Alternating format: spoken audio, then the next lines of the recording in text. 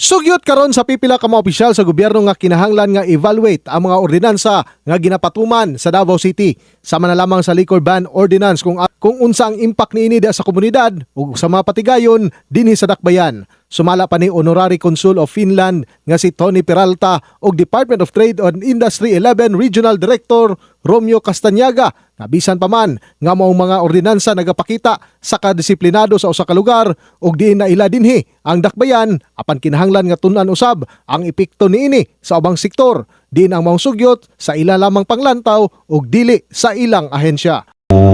After 5 years of implementation, perhaps, what is the impact in terms of as you asked, no?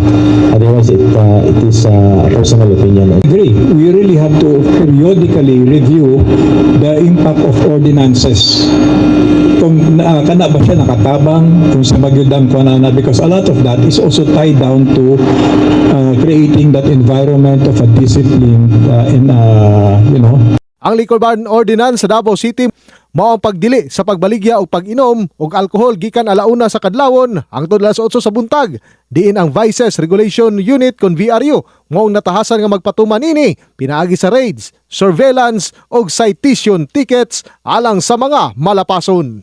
In the heart of changing lives, ako si Brigada Julius Pacot alang sa 93.1 Brigada News FM Davao, the Music and News Authority.